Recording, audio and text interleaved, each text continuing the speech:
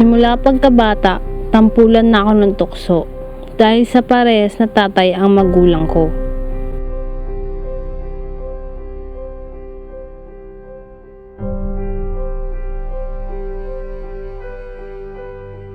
Pilit kong tinatago ang mga pasa at galos na hatid ng mga kamao ng tatay kong lasinggero.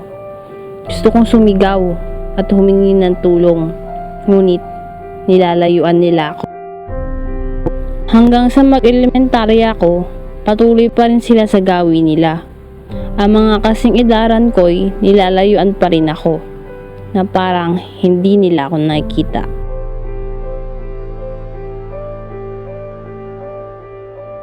Minsan, gusto kong itanong sa kanila kung bakit ako.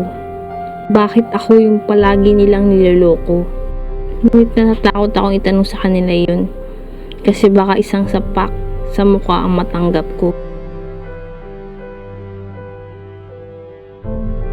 Hanggang sa dumating na yung araw na nasanay na lang ako. Nasanay sa mga papel na nakadikit sa likod ko. Nasanay sa mga pamamatid habang naglalakad ako. Nasanay sa mga pangungutyang natatanggap ko. Dahil tinatak ko na sa isip ko na walang tutulong sa kagaya ko. Nang tumuntong ako ng high school, ang mga kapasakit na ito ay tuluyan na ngang nakaapekto sa akin.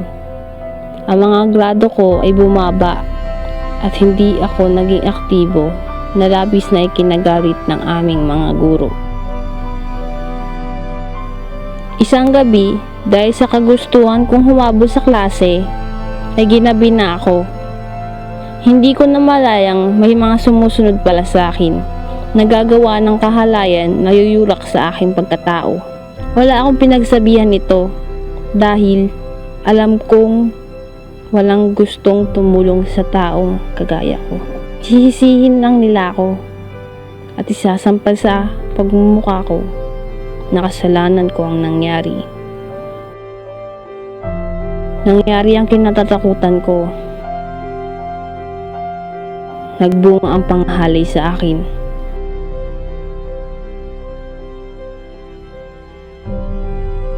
Nalaman ito ng aking tatay at pinilit akong sabihin ng mga nangyari. Kahit natatakot ay inamin ko ito. Ipinailam niya ito sa mga pulis, ngunit hindi nila maikulong ang mga gumawa nito sa akin dahil mga bata pa sila at saklaw pa sila ng juvenile law na labis kong ikinalungkot. Natutunan kong mahalin ang bata, ngunit sa isang iglap ay nawala siya sa akin dahil sa isang masamang pangyayari. Nalaglag ang nasa sinapupunan ko. Ilang buwan akong pinanghinaan ng loob. Ayokong lumabas ng bahay namin, ayokong pumasok sa eskwelahan. Gusto kong sumigaw, gusto kong itanong sa taong nanakit sa akin kung bakit ako, anong ginawa kong masama, bakit ako. Hanggang sa napag-isip-isip kong hindi dapat ako nagkakaganito. Natuto akong lumapit sa Diyos, natuto akong magdasal, kilalanin ang Diyos. Naging positibo ako sa mga bagay.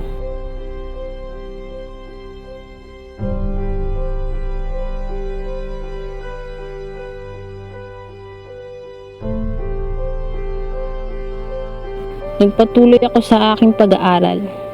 Nagtapos ako ng magna cum laude dahil na rin sa pagsisikap ko at pagsisikap ng aking magulang.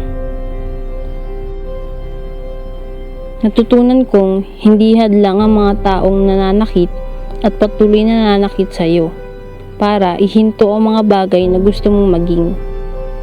Patuloy ka pa rin lumakad at kahit ilang beses kang madapa, dapat bumangon ka at ipakita sa kanila na kaya mo.